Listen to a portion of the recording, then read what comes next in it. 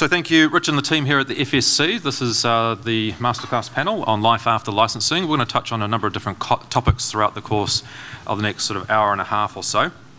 I'll just want to quickly, before I introduce everyone here, just want to get a show of hands as to who here is a single advisor FAP. So we've got a few out there, so maybe 2 to 5 advisors within the FAP. Yep, got some over there, and maybe more than 5 advisors. So, yep, so majority are much larger FAPs. And who here is supporting those FAPs out there at the moment? So maybe in management, excellent, fantastic. So mostly larger FAPs and those supporting the industry there. So look, we've brought together a panel of experts in compliance and also in FAP land there, and directors here on the panel to talk about life after licensing. It's only a couple of days away, so you should all be fully licensed right now and should have your level 5 quals if you're advisors there. But we're going to talk about everything from governance to the new regime and the yearly reviews that need to be done. I'll introduce briefly the panel, I suppose, and I'll hand over to them. So Don's already had his introductions. Melanie, you've had your introduction. So David, do you want to introduce yourself? Yeah, hi, I'm Dave. Is this working?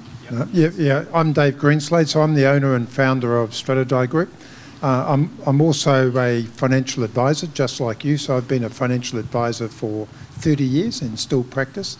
So I'm a shareholder and director of a financial advisory business with 20,000 plus clients, and I sit on a board of a funds management firm, and I chair a number of advisory businesses just like yours. Steve. My name's Steve Burgess. I'm the founder and CEO of Compliance Refinery. We've been in business for 5 years now. It's been a really exciting journey working with a number of your businesses to get them across this line that we've reached. I've worked in the Canadian space and here, worked in regulators in Canada and in New Zealand, so have fantastic background on what's happening overseas and here. Excellent. Okay, guys. I'll just cover off a few things first of all. We want to try to make this as lively and interactive as possible, so please ask any questions through that Slido app there. I'm going to keep a monitor of that there. There's also some takeaways on the table there, some resources for you to take back to the FAPs, which cover off some of the content that we're covering off today. So please take those away now, and happy to hear from you a little bit afterwards. So without further ado, I'm going to hand over to Don, that's going to give a bit of a practical experience over there in Australia. So over to you, Don. Thank you very much. Dear idea. Get rid of that. I think it's fair to say that in New Zealand right now you're in a bit of a rose garden. The process of getting to where you are has taken a bit of time, but you've had the chance to get your systems in place. You've had a chance to work out your business models. We went through that some years ago in Australia.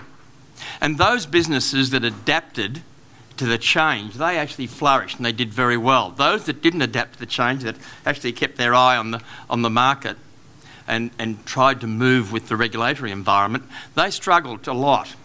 So you're ready to prepare yourself to a new world.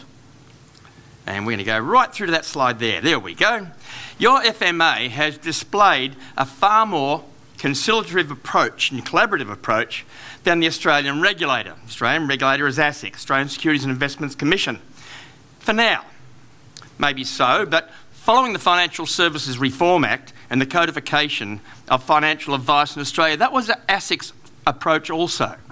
So when this first came into play in Australia, when we went through what you went through, ASIC was collaborative also. So what we're saying is, please be aware that things can change. In 2009, I received a phone call from ASIC, and they said, we would like to know a lot more about life insurance advice process. We know all about financial planning process.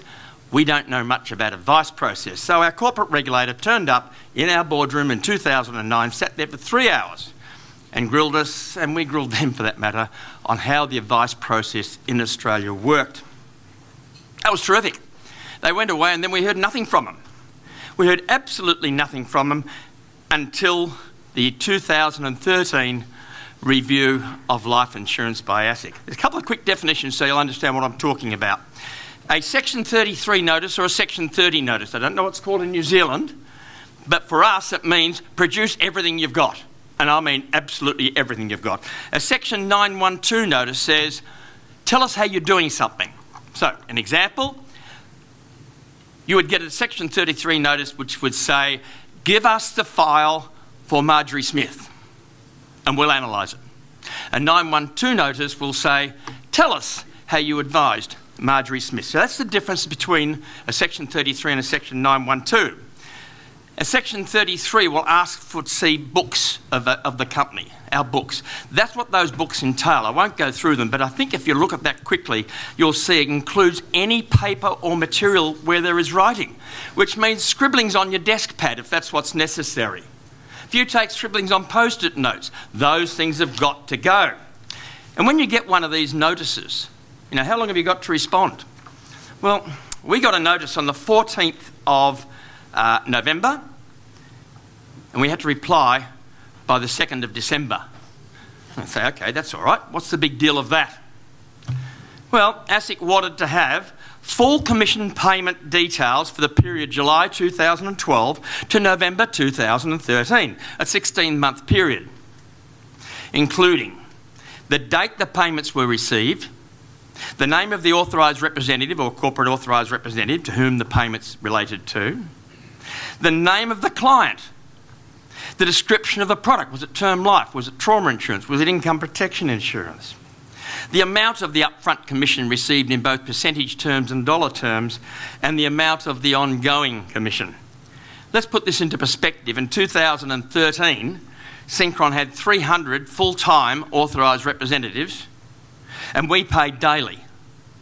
And we were moving $40 million of life insurance commissions. That was a massive amount of data for us to interrogate and get back to ASIC in 2 weeks. Now we look at this and say, were we targeted? Did they pick on us in particular? Well, we know that the same Section 30 notice went out to 4 of the large risk licensees. We were the largest, but they went out to 3 others. Prior to that, we found out that ASIC had written to the insurance companies that asked for the same information by licensee. So if you like, the information they asked of us was basically just to check. Because they didn't have to ask for that information from us, but it tied up our staff incredibly for the whole 2 weeks, and we had to actually take staff off tasks to make sure it happened. As soon as we gave the report back to ASIC, within 3 days, they gave us another Section 33 notice. In fact, they issued a Section 33 notice requiring all files and working papers for 40 specified clients of 21 authorised representatives by the 20th of December. Hang on, that's the 5th of December. They wrote to us and said, we want this by the 20th of December. So I actually question why they even asked for our report in the first place. Think about the amount of data that was necessary, every payment detail that was sent. It was done, because in Australia we pay our advisors, but the life companies don't pay them. Every product, every client, for 300 authorised representatives when you pay daily. So what did ASIC want to see?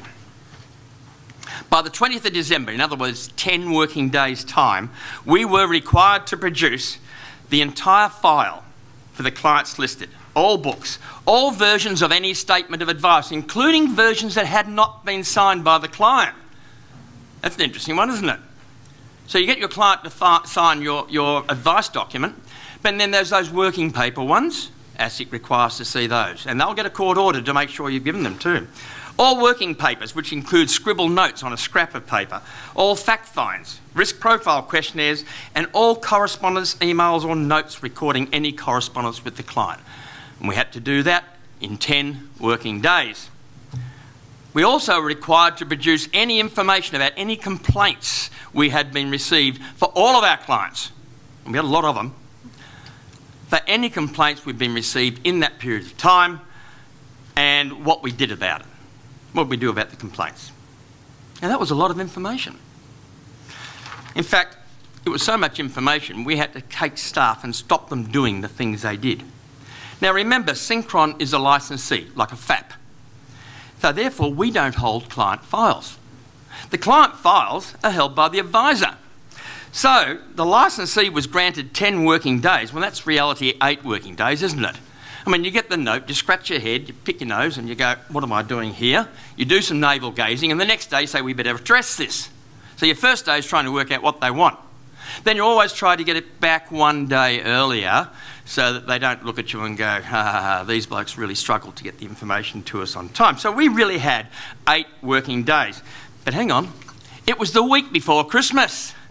We don't hold the client files. The client files are held by the advisors. And guess how many of the advisors were on holidays? They had to come back from holidays at risk of prosecution to produce those client files. We removed staff from other jobs to make sure that we could get them. We actually had to produce, instead of 40 files, 55 files because of interrelated advice. So we made the deadline. We worked long hours. And then what happened? Absolutely nothing. It went into a big black hole. And we found later on we were part of the 2013 ASIC review of life insurance. Nearly a year later, ASIC released its report, and that was in October 2014. We were then able to identify that a total of 243 files were obtained by ASIC from different licensees. We had produced 55, so we were a quarter of the sample in Australia. Pretty scary stuff, because they are basing the Australian life insurance industry on a quarter of the sample on what we do. ASIC turned around and said 37% of consumers received advice that failed to meet the relevant legal standard. Can you imagine if you got a letter from the FMA, or the FMA did a report and it said 37% of advice doesn't meet the required minimum standard, and you're a quarter of that process? You start to really get very, very, very worried. So we asked ASIC what went wrong. What did we do wrong? And you know what? Nothing. Crickets. Didn't tell us a thing. And then on Christmas Eve, at midday, my partner John Prosser and I had to sit down and do a telephone communication link-up with ASIC in Western Australia and Canberra. Christmas Eve. I think they were ticking a box before Christmas. Oh, ring Synchron. And that's what happened to us. Our fail rate, it turns out, was 17%. So our fail rate was half the national fail rate, which was 37%. But we were still worried about that. We still looked at that and said, hang on, they believe that 17% of our advice doesn't meet the required minimum standard. But the trouble is, they gave us no details about why particular files failed. They told us who failed, but they didn't tell us why they failed. They didn't tell us what actions ASIC would expect us to take, what remediation they would expect us to take. So we figured it was time to call in the experts. So we called in Holly Nethercote, a law firm which specialises in financial advice. Holly Nethercote sat down and did a full review of Synchron's compliance, and the opening page of their report said that this licensee has a culture of compliance. That made us feel good. On the last page, one of the statements said, improvements could be had by instigating a system of check the checker.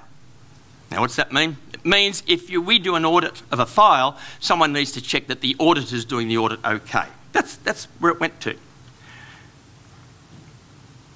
So we went to ASIC and said, this is what we found by our independent expert. Now, they say you should never give someone too much information. Well, we clearly did, because what did we get back from ASIC? Not well done. We got, you're instructed to review 55 further files and self-report back to ASIC. We want to know the features of the advice and any concerns identified. What actions Synchron proposed to take to allay ASIC's concerns, where applicable, what remediation actions Synchron was taking, and what actions Synchron proposes to take to address our broad areas of concern. Hang on, they didn't tell us what their concerns were. They said these clients failed. So we went back to our independent expert and said, why did these files fail? And our independent expert came up and said, oh, well, some of the files that ASIC failed, we passed. Some of the files that ASIC passed, we failed. And some of the files we both passed. So that said to us that this is very subjective, isn't it? This whole idea of a regulator looking at your files is extremely, extremely subjective. From here, things started to happen pretty quickly. we found ourselves in the crosshairs of our corporate regulator. They obviously didn't like some of the answers we gave. Fortunately, we had taken the prudent step of engaging financial services specialist lawyers to assist us and advise us. Between January the 5th, 2015 and January the 5th, 2016, a year, we received 23 individual requests for information by our corporate regulator. Then, after we had satisfactorily responded to every one of those requests, just to be sure the sample was okay, ASIC requested we obtain a further 250 client files. And remember, we don't hold those files. These files are held by you, the advisors. And if you're the FAP, by your authorised representative. They wanted a further 250 files. And we had to report back to ASIC in 90-day period. Now, how do you arrive at those 250 files? Well, ASIC said that has to be random. How do you work out what's random? You actually sit down with a corporate regulator for a day, working out a methodology. So they were making it up as they went, like we were. Work out a methodology for selecting 250 files at random. Look, ASIC clearly had concerns about Synchron's compliance. There's no doubt about that. And each time we responded to a request, they came back with a further request. Each request requiring substantial staff resources, both in our compliance team and our general administration team. We had to staff up. We had to get more staff in. The constant request for information was, in a word, brutal. Another one would come in. Here's another Section 33 notice. We already answered. No. This is another one. And this happened for a year. And then the Royal Commission into Misconduct in the banking and superannuation and financial services industry happened. And we had become a political football. Our entire industry had become a political football. You know, I said to Richard Clippen last night, New Zealand advisors should drop down onto their hands and knees and give thanks to the FMA, to the government, to the FSC, to your industry association, that you did not follow the Australian example. And I genuinely mean that. You need to drop down and say, thank you for not following us. At the Royal Commission, ASIC was criticised for attempting to reach agreements or enforceable undertakings instead of litigating. Commissioner Haynes, the comments by Commissioner Haynes led ASIC into an approach for the next 2 years. And the approach was, why not litigate? So on January the 6th, 2020, we received a Section 912 notice. Remember, how do you do what you're doing? From the enforcement section of ASIC. You don't want to receive anything from the enforcement section of the FMA. Happy to get it from everyone else, not from the enforcement section. So the why not litigate was part of the vernacular. In the past, if they didn't like something, they'd ask more questions. Moving forward, if they didn't like something, let the courts sort it out. By the way, this is our world. I'm hoping it's not your world moving forward. We had 34 key questions to answer, and it took us 6 weeks to do it, and it was a 45-page respond. And that was returned to them on the 20th of February 2020. And then what happened? Nothing again. So what happens with ASIC? And I suppose the FMA for that matter, they give you the information. It's such a rush to get the information to you, so it stretches your resources to the extreme, and then nothing. It goes into a black hole. Almost 12 months later, almost a year later, on the 29th of January 2021, we received both a Section 30 notice and a 912 notice from the enforcement team again, requiring a massive amount of information in a specific form. Our lawyers made it clear to us that ASIC was after our scalps. The sheer volume and the complexity of what they required meant that we had to engage Landers and Rogers, and through them Deloitte's, to enable us to get the information to them. In the end, it took our compliance team, and that was at this stage grown to 14 full-time staff members plus additional administration members, until the 18th of August to comply with the information that was required. All this whilst attempting to continue to run our business and make a profit. Because what's the most uncompliant licensee in the land? The one that doesn't make a profit, because they can't afford to do the compliance things. So we had to run the business. We provided ASIC with access to over 1 million items in the form of searchable PDFs. I see some head shaking there. It's a real world. That's the world we went into. And we expected a summons. We expected a summons to go to court for failure to adequately supervise the activities of our authorised representative. We were a big target. We were the biggest licensee in the land that wasn't owned by a bank or insurance company. We were the second largest full-service licensee in the country. We wrote more life insurance than any other licensee in the country, including AMP. So we were a massive target for them to say, look what we can do to them. Think what we could do to you.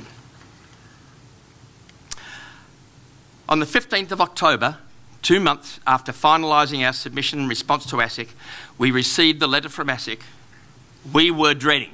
It read, as you are aware, the Australian Securities and Investments Commission has been conducting an investigation into Synchron in relation to potential contraventions of Section 961L of the Corporations Act by failing to take reasonable steps. It meant we failed to adequately supervise the activities of our authorised representative. It went on to say, though, ASIC has concluded its investigation and we confirm that no enforcement action is currently contemplated as a result of that investigation. So we had a nightmare that started in 2013 that concluded in 2021. It was closed with a simple sentence like that. And you know, in addition to the staff time over all those years and wages, we spent $1.7 million on legal fees for Deloitte's and Landers in the last 7 months alone. It's a bit of a hit to the cash flow, to say the least.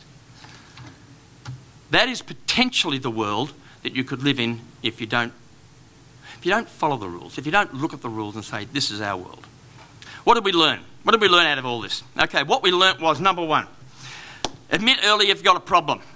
So if you get a letter from ASIC and they're starting to do a fishing trip, and that's what it was, the first indication they had was a fishing trip. Let's throw the line out and see what we can pull in. If you think that, admit you've got a problem, do some navel gazing. Seek expert assistance early. Don't wait until it's too late, because then they've got to pay catch up. Outsource the things that you don't know how to do. If you're running a small FAP, you are not going to be able to meet these guys head on because you don't have the knowledge, you don't have the expertise. So either outsource it. If you've got a bigger FAP, a large organisation with staff, segregate your staff. Say your job is to look after the FMA attack. Your job is to run the business. Use someone like strategy or the compliance refinery. Make sure that you don't try and do what is outside of your ability to do it. The regulator will be combative. But that's right. He should be combative because he's having a crack at you, and he is right. And understand what we call FMA speak. We call it ASIC speak. So if FMA says something to you, they will say it in legalese. They won't say it in plain English like we used to. So you need to understand ASIC speak or FMA speak and lawyer up. Lawyer up early, because I can tell you now, they will lawyer up.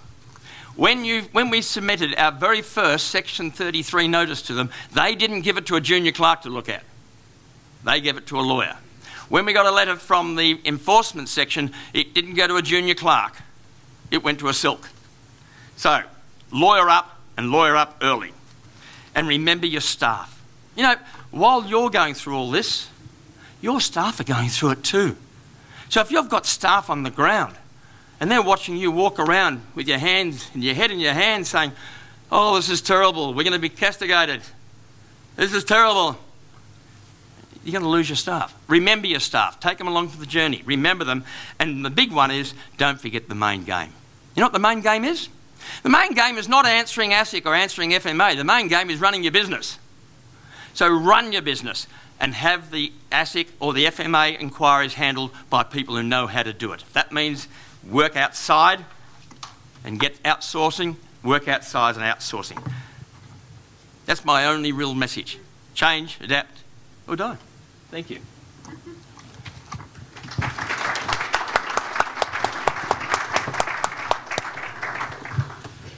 Don, that was a riveting case study there. I really appreciate that. That was awesome. So what I'll do is quickly frame up this next section. And yeah, like the FMA, I'll give them a 10 out of 10 in terms of the engagement with the sector. I mean, you know, we know them all by name, by face, and you know, they're great to get along with. However, you know, a couple of days' time, they will become well, they won't be a toothless tiger. They will start enforcement and going out there. That's their remit. And so, and you can see that from what has happened in other regimes as well. Take the AML-CFT regime with FMA, but also more recently in 2020, we had the DIA go out and pick on a lawyer, an accountant, and a real estate agent very, very quickly, all within that first year. So I wouldn't be surprised if a life and health, GI, investment and mortgage lender also we picked on, or an aggregator group. So with that in mind, I suppose I want to maybe go to you, David, and you've experienced many of these requests from a FAP. What would you recommend that a financial service provider do to manage and respond to supervisor investigations or enforcement actions? What practical steps would they take to minimise that risk? So I spend probably the majority of my time handling exactly the types of cases that Don's just outlined. They're happening actually all of the time. You're just not aware of it. And they're all private and confidential. And so it's only if the FMA wants to make a public sort of naming and shaming that the thing will eventually get through to a formal warning. But by the time that it's got there, the damage has already been done. It becomes hideously expensive, our time, lawyers' time, and everything else to deal to it. And the FMA's powers are very similar to ASIC's, and their approach is also very similar, but they do give you more time to prepare the information you have to send through. So my first piece of advice is never get into that sort of situation where you aren't a willing complier. Don't barely meet the standards. Assume that standards and expectations of consumers, regulators, and everyone else are constantly improving. So you need to position your business well and truly in the safe territory. So you're a willing complier as opposed to being a minimalist. And then whenever you receive a communication from the FMA, don't treat it in a trivial fashion. Take every single FMA communication, be it a phone call, email, formal sort of request, really seriously from that sort of perspective. And then obviously try and engage someone like Steve or ourselves as early as you possibly can, because sadly both of us get dragged in way, way too late, and you've already sort of done the damage because what you've sent to the FMA, the way you've communicated with the FMA has been totally wrong along the way. So run a business and run a really profitable business, because if you're running a profitable business, then you can afford to have the right people and the right outsource providers. Steve. I just wanted to echo that statement. Don made some really good points, and the thing is, when these things start, you want to kind of ring fence that. So you're running your business and you can set up a project to deal with these things. In a previous life in Canada, we used to go into firms. Firms would actually have an audit liaison because they'd be auditing all the time. So there's a full-time person in the business, and that would take the pressure off the rest of the business. They used to have an office and a boardroom. But for your perspectives, if something significant happened in this case, you would want to be you need to be running your business, and it's very important for that. And from a risk management point of view, you need to be thinking about your profitability now. Do you have capital in case something like that happened, and how much might you need? Because once you get on that path, it gets expensive, and it doesn't necessarily go away quickly. I think when we first heard about this session, one of the things that came to mind was we know a lot of businesses that they did everything right, and it still costs them a lot of time, a lot of money, and a lot of stress. And we worked with one business, their profit went down 50% in a year. For that whole year that they had that investigation ongoing, and very similar, they got a letter that said, good job, tidy up a little bit, be on your way. It was a really tough lesson, but you can do everything right, and it's just a cost of doing business in a regulated environment. Any other comments from the panel? One more question. So, David, when you said be a willing complier, I saw a few people write down notes there. So, again, give me some practical examples of what a willing complier So Willing Complier has a relentless focus on their clients and making sure that you've documented your advice, remembering that the advice and the standard that the FMA is looking to you to achieve is exactly the same standard as those case studies you did when you completed your level 5.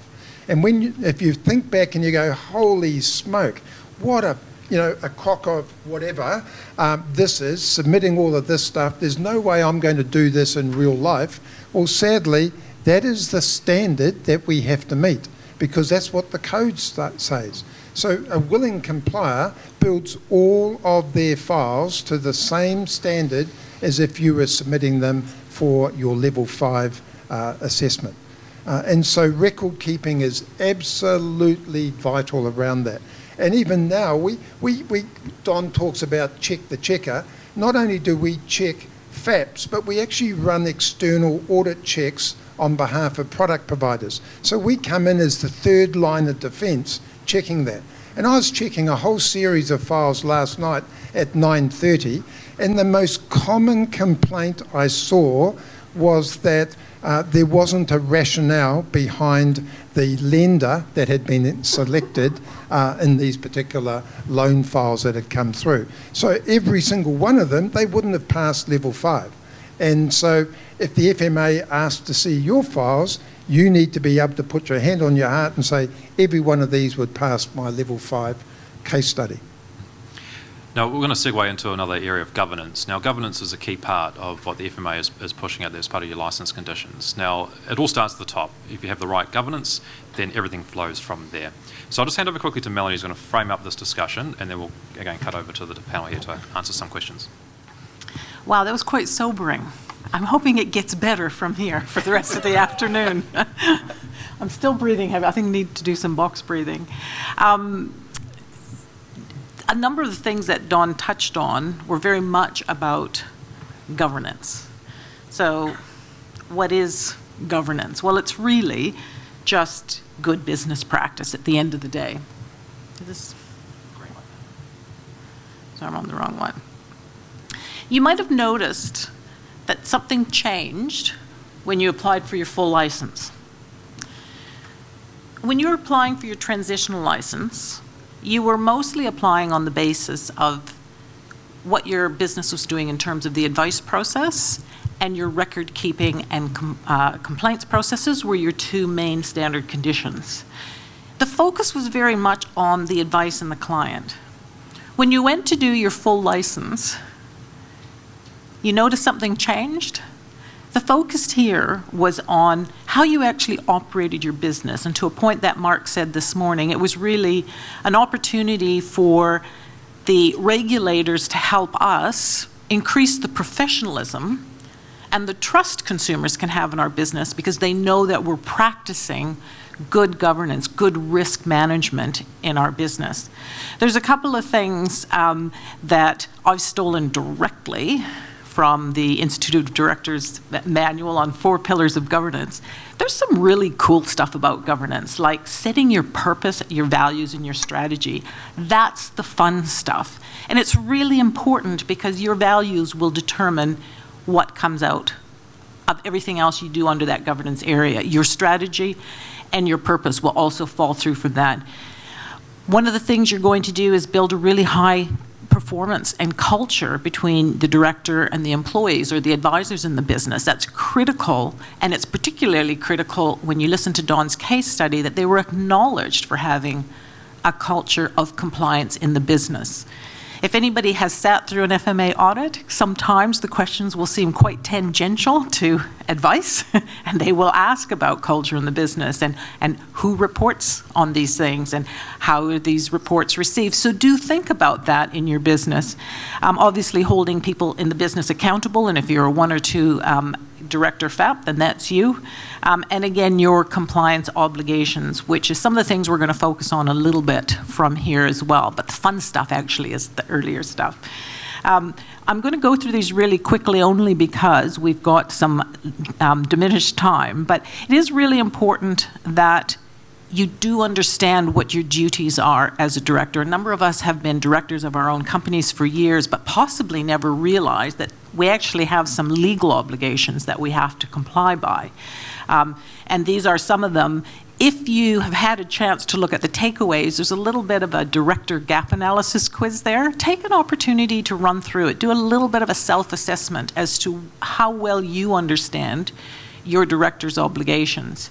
If you feel there's some area for improvement, pick up the phone and call somebody, because there is help for you to be able to get some training in that, or some mentoring, or some guidance. And again, I'm just going to run through these really quickly, but what we've tried to do here is, and this will be available for you, is we've sort of broken down under those 5 directors' duties that you saw, some of the main areas of compliance and risk management that you might exercise in your business that would fall under some of those duties. And again, I'm going to keep going on here. One of the things that I just wanted you to think about, and I want to leave you with this, is think about governance in the same way perhaps that you think about being a parent. My job as a parent is I have a strategy or an idea of the kind of people I'd like my children to turn out to be. I have an aspiration for them to have an education and perhaps have a career and be able to look after themselves. And in the meantime, as a parent, I'm thinking about all the things that can go wrong. It's raining, take an umbrella. It might get cold later this afternoon, that's what the report says, so take a sweater. This is what you're doing for your child, which is your new FAP license. Think about what are the potential things that could go wrong, and how are you going to manage those? And how are you going to manage them in light of some of the expectations that the regulators now have for us in this particular industry now, starting from Thursday. It's here. It's a great thing, because it is going to lift that level of professionalism. And the one thing that New Zealand financial consumers want is to be able to trust not only their advisors, but the businesses through which those advisors provide a good customer experience. Thanks, Melanie. Right, we'll cut over some questions, and just a reminder, send them through on Slido there. But Don, I'm going to ask you a question first of all. So you're a director, owner of a FAP, in the Australian sense. What keeps you up at night, and what would you be recommending a FAP owner does as a director to make sure they mitigate their risks post-licensing? It's actually an interesting question. The biggest thing that keeps me up at night is wondering what my authorised representatives are saying. And that's reality. Provided you give the training right, provided you engage, I should stand up, provided you engage with your advisors correctly, provided you educate them through regular professional development days or professional engagement, that shouldn't be an issue, and provided you audit them correctly. But someone said to me from our corporate regulator, when your authorised representative opens his mouth, you speak. And that does keep me up at night. Excellent. So we had a few hands raised earlier on. So there were single advisor FAPs and ones with 2 to 5 and larger FAPs out there. So we really want to make this practical. So what does good governance look like for those different sized FAPs? Maybe we'll get an opinion from David first of all, and then from Steve. Yeah, so it obviously varies, because when you go and read all of the Institute of Directors stuff, you read most of the FMA stuff, it talks about the bigger end of town with big boards and, you know, committees and all of that sort of stuff. But the vast bulk of New Zealand FAPs are sort of 1 to 2 person operations with either a sole director or maybe 2 directors. So for those businesses, it's pointless having a meeting with yourself in the spa pool over a bottle of wine, because you're not really getting the true separation in there.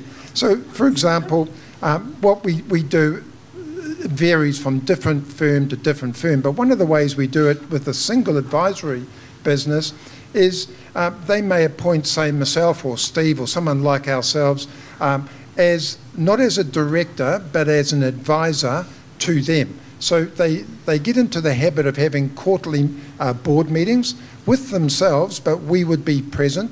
So it forces them to have an agenda, to follow a structured meeting format. There may be some papers, and they will take some minutes. And then it's an opportunity for them to step back from their business and consider their FAP from a governance perspective as opposed to from the day-to-day management perspective. And then obviously as you grow your business, you may bring in an independent director, or you may have a staff member or a fellow advisor. He or she then becomes a co-director. But my strong advice is don't engage your spouse as a director unless your spouse actually works in the business. Because directors take on significant personal liability, and if your spouse isn't a day-to-day part of the business, why have him or her taking on that liability when they really have no control over it? That's an amusing, I love that example, because I think when I started Compliance Refinery, we'd go to businesses and we'd review them, and that was one of the first questions we asked. Why are both you and your spouse directors, and does your spouse ever actually participate in the business? But just building on what David was saying, one of the things we notice is businesses with really good governance have great processes. And governance, compliance, running a business, it's all about having simple processes you can do consistently. And that's so important that you have that governance and you have that oversight over that to make sure you're doing that. Because as we just discussed, it's important that a business is run well so it can have issues like a regulator calls, and that's going to cost you some money. So you need to actually know and have somebody helping you navigate how much money you might need in the bank to manage those risks. And that's what good governance does. It helps you be efficient. It helps you be profitable. The vast majority of the businesses we've seen that make the most money have the best compliance, and there's a correlation there for a reason. So I think a lot of people kind of culturally think, oh my God, I have to do this, I have to do this. That's, if you're thinking that, maybe just being a salesperson is for you. Maybe that role isn't for you, but you should have somebody in that role, because having somebody in the role makes the business better, and it makes it more profitable. It makes it more likely to endure the long term when an eventual blip comes along. I'm so glad you didn't say that you joined them in the spa when you visited those FAPs. Awesome. Maybe some insight from yourself, Melanie. You talked about directors holding themselves accountable, FAPs holding themselves accountable. Give me a few more examples of how they can do that. I think sometimes there is some intimidation around policies, processes, and compliance. And if you can, it's sort of like opening the credit card bill. Some people avoid it forever and ever because they're terrified to see what it is, but you're never going to get it under control unless you actually open it, face the music, and then work out what you're going to do. You can do it on your own, without question. You can do compliance on your own. But it's kind of like training for a goal without a personal trainer. I want to get fit. Yeah, some mornings I feel like going to the gym and others I don't. So am I holding myself accountable? Do I want to do 10 reps or do I want to do 20? Well, I want to do 10 because I'd actually like to go have a wine in the spa with Not with me. No, with one of my directors. With my husband, if he's a director of my business. Okay. No more spa talk, please. But I think that those businesses who have reached out and engaged a compliance personal trainer to hold them accountable, to keep them on track, to keep them educated about what's upcoming, are probably those who have found that they actually can just take a really deep breath and go back to what they really enjoy doing. And processes aren't scary. If you've ever tried to build a bookshelf from IKEA, you know the little manual where it says step 1, step 2, step 3, and then by step 12 you have a built bookshelf? That's just a process. Oh, well, most of us have a built bookshelf. And we are finding that if a lot of FAP businesses can just relax into the understanding it needs to be done, I'm committed to this, I'm going to give them, I'm going to get some good help. And Steve will probably not appreciate me saying this, but for the businesses that I help, the truth is, if I can work myself out of a job because in fact I have given them enough knowledge, templates, tools, training, guidance to one day be able to do it in the business for themselves, or have and hire someone who knows how to do it in the business for themselves, then that will be a good thing. It's scary now, it's hard now, but it can actually be achieved, and hold yourself accountable by getting yourself a personal trainer. And with that, we're going to move on to the next topic, which is risk management. So I'm going to bring up Steve. I can just do it from there if you want. So I was going to talk to you guys about risk management really quickly, and then ideally you'll be asking some more questions as we go along. One of the things I've wanted to focus on in talking about this is I think a lot of people tune out. How many of you heard risk management and thought, oh, this doesn't sound like fun? I don't believe any of you. You just don't want to raise your hands. Risk management is a bit of a daunting concept, and a lot of people tune out when you say, oh, risk management, what is that? That sounds complicated, that sounds hard. The five of us up here could probably have a very robust conversation around it that would bore you all to death. But essentially, risk management is understanding the risks in your business, and we talked about a great one earlier. In the sense that the FMA calls. So that's a risk in your business, and you want to assess what the likelihood of that risk is and what that potentially might cost you. Doing a risk assessment for your business is probably one of the most valuable things, and maintaining that is one of the most valuable things, because these things change over time. How many people woke up Saturday morning and thought, oh, wow, a lot of businesses are in trouble right now. They can't pay people any longer. With the SVB issue, and think about, oh, what would happen to my business if that happened? That was my first thought. I was like, oh, all these poor business owners, they can't pay their employees. What would I do? So it's really important that we're keeping on top of these things, and we're managing our business so we know what the top risks are. The FMA was up today. They talked about cyber. They talked about record keeping. They're very good at pointing out these are your biggest risks in your business, and you need to be considering those, understand what type of risk you actually have in your business. I know Mel goes out to businesses, and one of the first things she says is, what's your budget?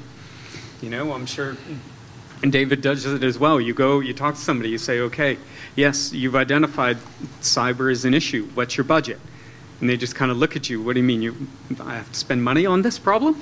How are you going to protect yourself against a larger problem? Because if you have a cyber attack, the FMA is going to call you, or you're going to have to notify them, and then they're going to ask you a bunch of questions. So then you're probably going to have to come to somebody like David or myself, and we're going to help you and hold your hand through that process, or you may have to go to a lawyer, and they're going to more expensively hold your hand through that process. So it's one of those things that as you're going through, you need to be able to look at the risks that are present to your business. It needs to be active. So you should be looking at it at least quarterly, depending on the size of your business, maybe 6 monthly. But as the market changes, you need to know and understand what events could be the biggest risk to your business. And part of that is events that are internal, so through your own testing and through your own observations in your business, or potentially testing you've engaged in your business. And other parts of that are external, like when the FMA gets up and says, oh, there's a cyber is your biggest risk. If you have a cyber attack and go to the FMA and say, we didn't do anything, we didn't allocate a budget, we didn't hire an IT firm, they're going to look at you and say, no, you need it, and this was a severe risk. We've identified this as high risk.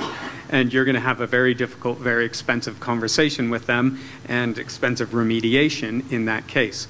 So there's other events that happen outside. SVB, I woke up and I just automatically think, wait a second, business owner, what would happen if one of the New Zealand banks would shut down? That was just a bank run, right? It's just a random bank run, kind of initiated by a couple of VCs that essentially took down a whole bank. That could happen to any bank at any point in time. So you just need to think about what the risks are. You want to have them written down. You want to know what they are from the obligations that you've got from all the different legislations. And a lot of times it's not just going to be the FMCA. You do have other obligations in your business, and you need to have plans, policies, processes in place to mitigate those. So they should all come together. And at the end, you should be looking at it, with your budget hat on, thinking, okay, this is a high risk. It's red up in that corner. How much money do I need to allocate to reduce that risk? Yeah, so often I think people approach risk from the wrong perspective. And as a small to medium-sized business owner, we should be looking at risk and going, what is the biggest risk to our business? And the answer for me is inability to make any money.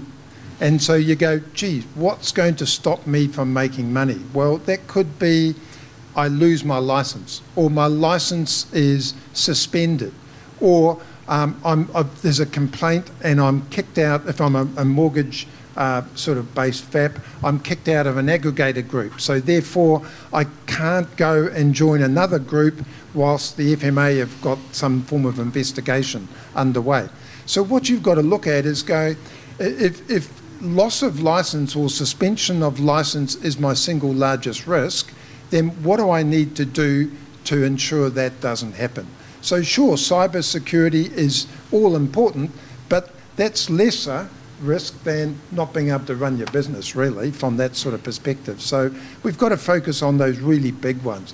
Often what we're seeing is people are paying more in insurance premiums than what it will actually cost them to run their compliance side of their business profitably and correctly. You know, it's extraordinary the amount of money people are paying in professional indemnity, whereas the cost of running, say, a virtual compliance officer type solution might only be 50% of your insurance premiums.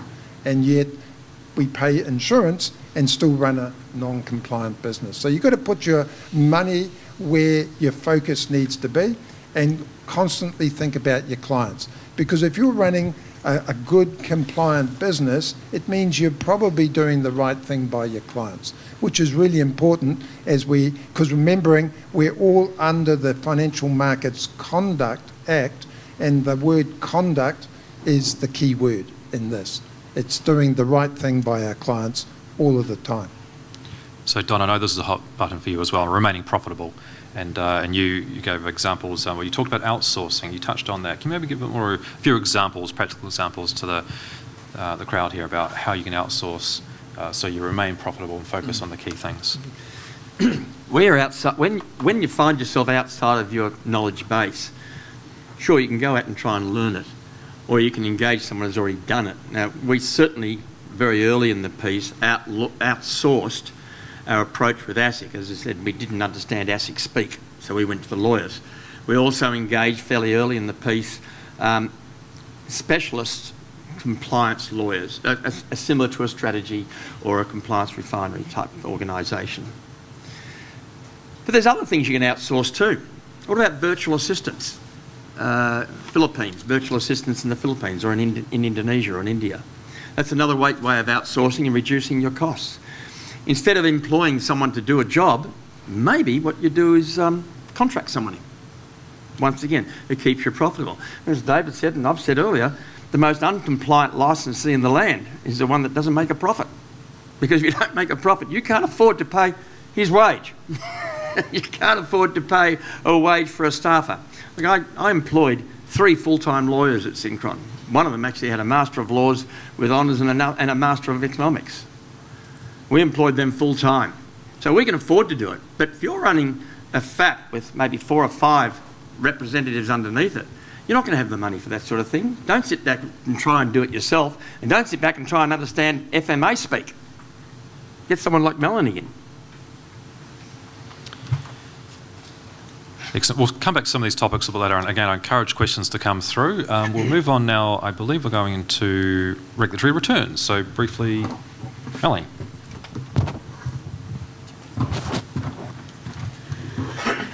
So most of you may be aware, and if you're not, and this is the first time you're hearing it, then we've done a good thing.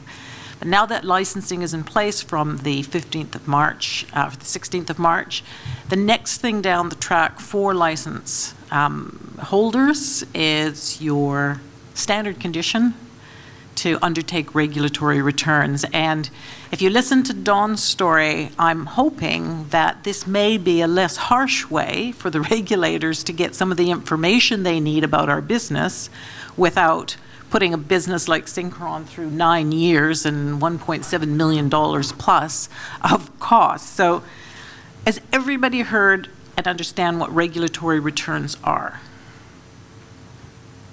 Show of hands, just, I see a few heads nodding. Okay, not everybody, so maybe this will be meaningful to a couple of you. So why regulatory returns and why is this a standard condition? The FMA need to keep updated information about what's happening with license holders in the industry. That's part of their governance. They need to understand any changes since the time your license was granted to now. And it's also going to allow them to ensure that everybody is meeting all the criteria for holding a license. But even more importantly, and again, to Dawn's point that we do have to be quite grateful for the culture of our regulators, they really want to understand where they can provide best support to the industry. As a regulator, they are about providing that support and continuous improvement in the industry. Even as we're talking about some of the things we are today, you don't have to panic. It's about learning and getting better as we go along. So it is a process for all of us, regulators to providers to service providers and to FAPs, of understanding what is this going to look like as we move forward and how are we going to ensure that we have new information that helps us enhance and improve what we're doing as an industry. And of course, the other reason that they'll be looking to regulatory returns and the information that's in there is they're going to be looking at where some of their higher risk areas are in the market. So what's this got to do with you? It is going to mean that you have got some work to do once a year, and you're going to have to start thinking now about how you're going to provide this information under your standard condition for regulatory returns. The details were just finalized in February on the 15th, and the first submissions for regulatory returns is September of 2024. So that's only 15 months from now, maybe less. The reporting period, and this is why this is important right now, is it doesn't align with your fiscal year and it doesn't align with the calendar year. The reporting period that you will be reporting on in September of 2024 is the period from the 1st of July this year to the 30th of June next year. So the information that you're going to present on September is the information that covers that time period. So if you haven't yet familiarized yourself with regulatory returns and what information they're required, I encourage you to go into the document. You should have a QR code on your table, which is a link to the regulatory return questions for FAP 1 and FAP 2 licenses. There's a lot of detail in that, which you're going to have to understand. How am I going to be able to provide this? There's a lot more information in the areas of business that you provide and the percentages around that, the products and the advice, who exactly you're giving what information, what advice to, in what quantities, etc. There's quite a bit more detail in your complaints reporting. So you might have had 5 or 6 sort of columns in your reporting thing. You may need actually to include some more because there is more detail. I won't go into all of it because you've got a copy of the returns there. And obviously, you're going to need to be able to evidence the maturity levels of your policies. Now, the word maturity was used in the draft. They've taken it out, but its essence, the sentence means the same thing. They want to know how you are going to evidence that you actually have a process, how often you review it. Is it documented? Is it practiced in the business? So these are some of the main things that you need to understand about reg returns. Again, it is an obligation that we've got, and it is something that as a director of your FAP business and as a member of a FAP license, you will want to start thinking now, how can I actually do this? It could be that you need to revamp your data strategy. You might need to create more data fields in your CRM. You may need to look at your CRM and its reporting functionality to determine if you're going to be able to get that information. It isn't a long time, and if you need to change CRMs, that's a massive, massive project for any business to be able to do. This is merely intended to just raise your awareness about this so you as directors can start thinking now, how am I going to manage this in my business? So that's all I've got on regulatory returns. I'm going to hand it back over to Dan for what I hope will be a really interesting discussion after this. Excellent. And just to expand on Melanie's point there, so there was 13 categories that the FMA spoke about when it comes to the complaints policy or no complaints collection. So a good recommendation would be to literally read that document, which was in February. It takes 15 minutes. Have a look at some of those key areas that they are requesting, particularly on the complaints side, and put that into those 13 categories into your complaints register right now, because that way you can start categorising them straight away. It means you don't have to think about it next year. So again, to the team here in front of me, what's a practical thing that you can provide for the leadership team or the board of directors at the moment, and even those in compliance? What can they do to prepare for these regulatory returns? I keep coming back to good record keeping. So if you've got good record keeping, which is one of your standard conditions, then you should be fine. Also, if you're a small 1 or 2 person FAP, then completing your regulatory return is going to be pretty straightforward. If you've got lots of advisors and you're a big business, then you've got to focus on technology and get that in place now, as Melanie was talking about. Otherwise, you will be struggling at the 11th hour. I just keep going back to put some time and effort into it now. Think about your data strategy. What data points do you need? Any size business, it can be very simple when you have to fill it out, or it can be more complicated. But we wouldn't want for any of you to get kind of to July 2024 and be thinking, oh, wow, I've got to go back and look for this information, or all of a sudden, manually look through files for these pieces of information. It isn't hard to do to get yourself sorted and moving forward right now. If I can just add to that, the process of getting yourself ready to report in your regulatory returns actually comes with a benefit to you. This is the same kind of information that if you were at one point looking to sell your business and somebody's looking to value your business, you're going to need to provide them quite a lot of detail about what's in the business. If I were today looking to buy Dawn's book of business, I'm going to want to know exactly what's happening in that business, what kind of maturity the policies and processes have, how they handle complaints, how they handle their record keeping, how much business in each area they do. So think about it. It's actually a brilliant way, if you're sort of in that space where you may start to be thinking about secession. And if you are thinking about secession, be planning at least 5 years out, not just next year.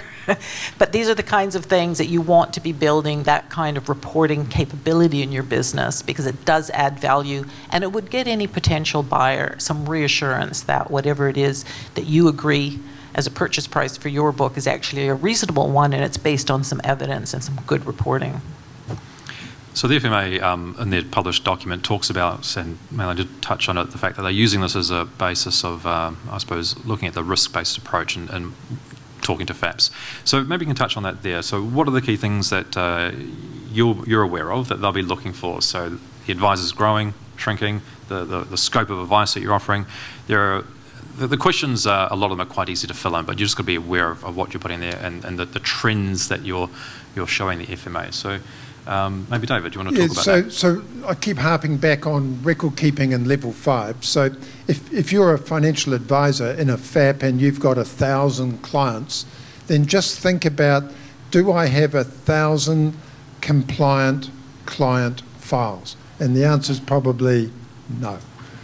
You might have 300 who are the ones that you really know and you deal to.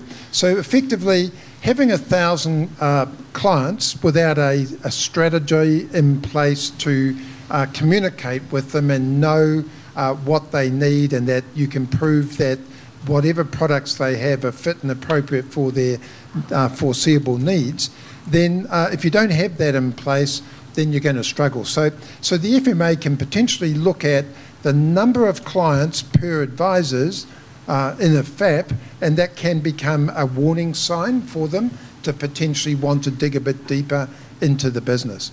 Also, what they'll look at is what products and services are you promoting on your website, And then they'll look around the advisors within the business and go, are there sufficient advisors with the appropriate level 5 specialist strands to their name to be able to provide the ongoing advice? Because what we're seeing already is that there's a lot of advisory businesses promoting 2 or 3 different types of products, but the advisor or advisors in the business don't have those additional strands to their name. So those people won't be able to provide advice on those topics post the 16th of March. Steve? Yep. I would say where we're looking at some, especially with that, there's some nervousness in the industry about what happens post the 16th of March. We were talking about that backstage, primarily with product providers. It'll be an interesting day for the industry because there are some FAPs with people that don't have level 5 at the moment. But for your businesses, I think what we should be looking at, and I think you hear a bunch of people talk about compliance and risk and that kind of thing, is that there's also an amazing opportunity. In change, there's a great opportunity for businesses. And the businesses that are ambitious, that do have good governance, that do the things we talk about, you're going to have that opportunity to do some of the exciting things you want to do for your business moving forward.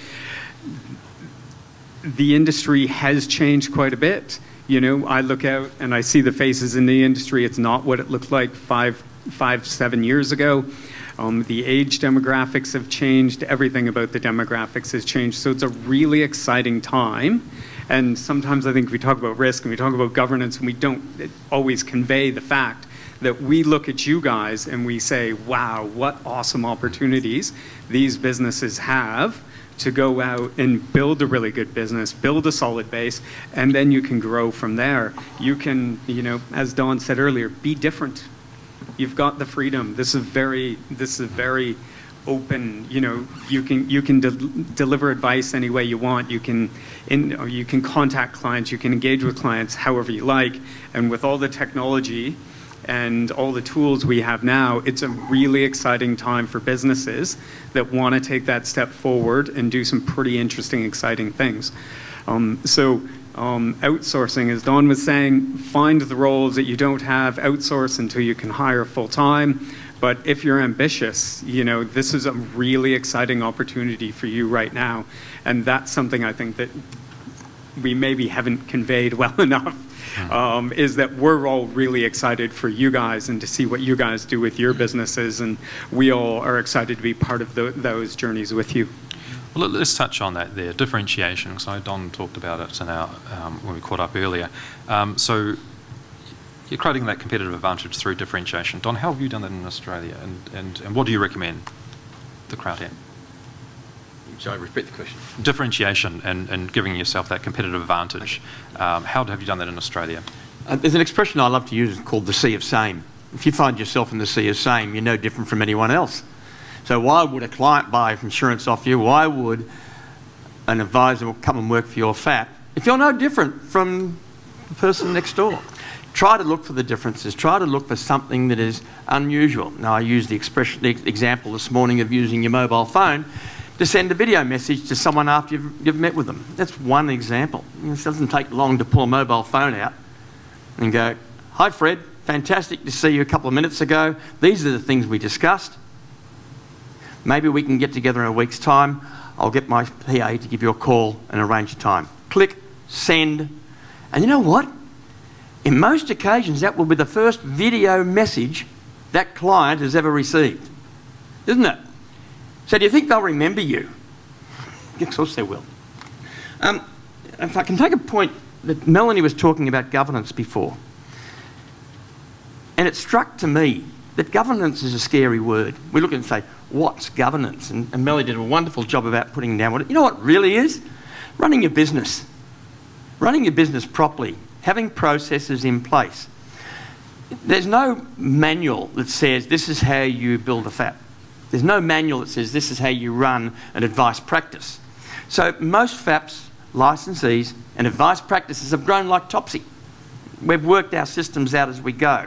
So what we did at Synchron, and I'm sure you are doing here, test everything, every process. As each process comes along, test it. Josie sitting over there, she was in charge, if you like, of our processes. So every process that my partner John or I would come up against, Josie would test it and market test it again and again. And that not when we had 500 reps. This is when we had 25 reps. You don't have to be big to be able to do those things. Cheers, Don. David, you have a large FAP. How would you differentiate Yeah, yourself? so in our financial advisory business, there's 20,000 plus clients these days. So we differentiate ourselves through our branding, our marketing. We communicate with every single one of those 20,000 every single fortnight via digital interaction. We have a 38% open rate on all of our electronic newsletters that go out, and we're constantly analysing that all of the time to see if it's dropping away, increasing or whatever. 98% of our interactions with our clients when we're giving financial advice are digital. So we're doing exactly what Don is talking about. We're introducing videos. Our statements of advice are short. They've got pictures in them. They've got links through. They've got pop-ups. They've got pop-ups to videos. We're playing around at the moment with animations and better ways of disseminating our 4 stages of disclosure and so on and so forth. So we have really moved into the modern age. The key differentiator for us above all of that is we are a full service financial advisory business. We provide advice on investment, personal risk, general insurance, mortgages, and also on property and buying and selling investment properties as well. Because what we've found is that's an area that fewer and fewer financial advisory businesses are playing in. But as people age and as they trust you, they want to concentrate more and more their financial advice support into a smaller number of professional advisors. So full service financial advice is hugely important to us. And so that's how we've differentiated. And we just literally have lead after lead after lead pouring in every single day. I just wanted to speak to the advisors in terms of differentiation. Derek made a comment this morning about his financial advisor and that he felt heard. One of the key skills you can equip yourself with is in the humanities, really probing questions and an interest in your client and what really keeps them awake at night and understanding what's important to them and what they're prepared to make sure that that's protected. That makes you a differentiated advisor. We do have a lot of salespeople in our industry, and I don't have an issue with calling it sales, because at the end of the day, it's really just helping your client understand by asking great questions to really understand them, to actually give them a solution or an outcome that's going to free them from concern. If you can do that as an individual advisor, you will have differentiated yourself, because I don't believe at this place that in our industry we've done that as well as we could have done. I've heard some people do it brilliantly, and I see a lot of people evolving and developing their skills in really listening. But that, as just an advisor sitting in front of your client, could be one way that you differentiate yourself from any other advisor out there, is that your client goes away and feels heard. Okay, we've only got 6 minutes to go, and I do want to finish with a question for each of the panellists here. I'm sure we can talk for a while longer, but it's really just one more question. We've got 1 minute each. What is your key takeaway for the crowd here, for the team here, and what they can remember to take away to their FAP today, tomorrow, and implement straight away? My key takeaway, I guess, would be to be excited about the future. We're almost done. It feels like, I think, at least 3 of us, or the 4 of us, feel like it's been a very long journey. you guys are all ready. You're ready to move into the new regime, which is really exciting. But it also doesn't end here. This is just the beginning. So this is the beginning of the next steps of the journey, and you building your business and you, I guess, thriving in the future. So we talked about a lot of different concepts there. I won't rehash those, but those are all things that are going to provide you a lot of value as you move into the future. And be excited about that. We're through this part. It's going to be a really exciting ride. I think there's been so many things that are very unpredictable that have happened in the last 3 or 4 years. Those things are going to continue to happen. But as unpredictability happens, it's going to be opportunities for you guys. So be in a position to take advantage of the opportunities that are coming your way. Yeah, so focus on your business, which is around profitability and excellent service to your clients. If you look after those two things and then outsource everything that doesn't spin your wheels, then you'll have a really good business. 200 years ago, doctors were largely considered witches and charlatans. They banded together as an industry and they created a pathway to competency and excellence. And they took an oath. We're on that journey now. Today, doctors globally in all surveys are the most respected profession internationally. Our regulators have set up the ground for us to actually take that same journey. I hope it doesn't take 200 years, but trusting your advisor, trusting the industry, trusting your provider is everything if you're the consumer. And I'm really excited that we're on that journey. And I'm still jealous of my doctor brother Mick because I'm a bitter middle child and I want a financial advisor to mean as much as being a doctor, to be trusted as much as being a doctor. Dear idea. I gave you a story earlier about what happened to us. It didn't end Synchron. It was a scary story. And maybe some people in this room might go through that similar journey that we went through. But it doesn't end your business, because the business we are in is sensational. And in New Zealand, you have greater opportunities because of the conciliatory attitude of your regulators than we ever had in Australia. I sat down this morning and spoke to one of the gentlemen from FMA, John. I'm sorry, I don't recall his surname. Lovely gentleman. Sure. He told me there are 2,500 FAPs registered, 8,800 people licensed to give advice, and another 12,000 people licensed to give some advice through banks and insurance companies. That's 20,000 people who can client face. 4 years ago, there was 27,000 advisors in Australia. Today, there's 14,000 advisors. Do you reckon you're on the right track? I reckon you guys really are. What a great industry this is. Thank you.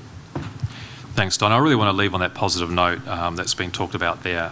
With Steve, it's an exciting industry to be in. There is a bright future.